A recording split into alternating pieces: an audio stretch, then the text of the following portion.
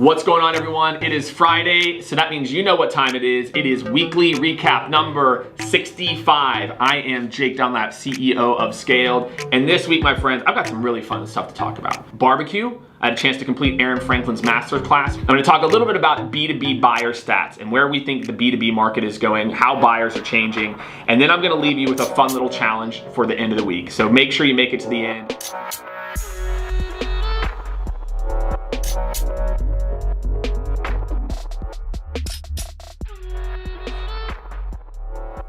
This week's Jake Take, I'm talking passion plus vision plus ambition equals success. Is passion something you naturally have, or do you learn it? You naturally have it.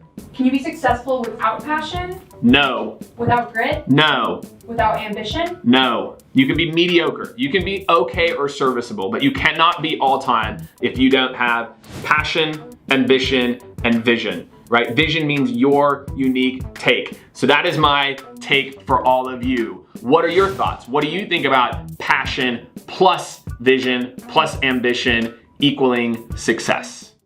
This week in Awesome, I'm very excited to announce my own personal accomplishment where I completed Mr. Aaron Franklin's masterclass in Texas slow cook barbecue. So stay tuned. I'm gonna have a lot of picks from this. And let me tell you what I took away from this.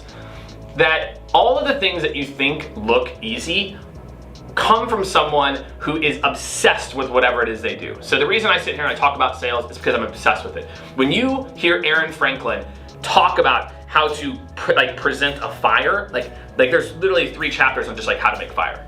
You're like, I did not even know that this is a thing, right? The guy is obsessed over this stuff. And so for anyone out there, my big takeaway is that if you look at anyone at the top of their game, they are obsessed. And I gotta tell you, the guy also puts out amazing barbecue.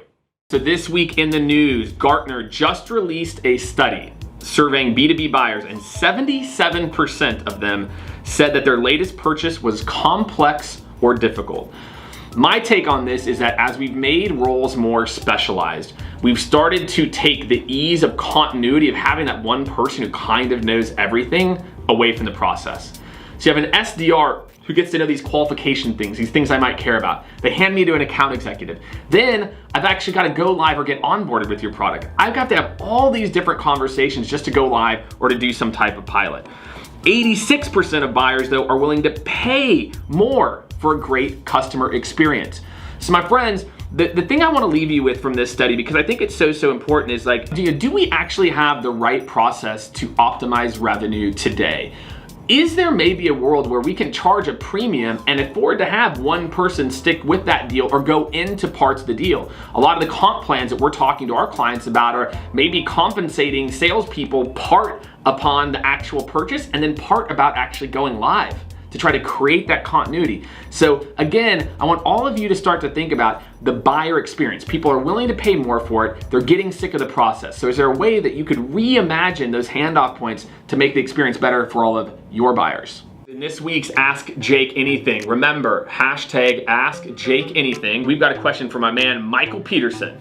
Michael says, Jake, what are you passionate about outside of work? Are there any passions, hobbies outside of sales that can help you with sales? So my feedback would be this. Any passion or hobby can help you with sales because it can give your mind a release. You come back to ideas that are fresh. You know, for me, I've got a family, so my hobbies are really hanging out with the family, watching the Chiefs on Sunday play football, depending on the week. Sometimes it's like an anti-hobby. But for me, I feel like you gotta use passions and hobbies to recharge and come back to work fresh, right? It's like that great night of sleep that you have where like your brain does some type of like weird hard reset and you're like, why can't that just happen every time? Don't really worry about what your hobby is. Just make sure you have something outside of work to where you can get that escape and get focused on doing something different. That is this week's Ask Jake Anything. Remember, hashtag Ask Jake Anything, and I'll do my best to answer your questions next week. This week's Get It Done. And I want to say I really appreciate, I cannot actually believe how many people are actually out there, DMing, dropping comments that they're going out and making a difference. So keep getting it done. And for this week, earlier we talked about values and missions. And one of the most important exercises I ever did, and my Get It Done for you this week, is to write down your 3 to 5 core values. What are the things that you actually care about? What are the things you're actually passionate about? And then I want you to really sit on those for a week. I want you to come back to them, refine it, right? Come up to where you have kind of your own little personal values and mission statements. Maybe it'll take a week or 2 weeks. And then my real challenge to you is, are you able or willing to change everything else? I think so many people get hung up on ego or pride that they care about everything. But step one is you have to know what your core values are. So for all my friends out there, if you want to get it done, I want you to write down your core values. Try to turn that into a little personal mission statement about what you're here on this earth to do. Come back to it in 2 weeks and comment below, DM me on your value statement once you have it. I'm happy to take a look. I'm sure everyone would enjoy you sharing. This is the weekly recap. I'm out.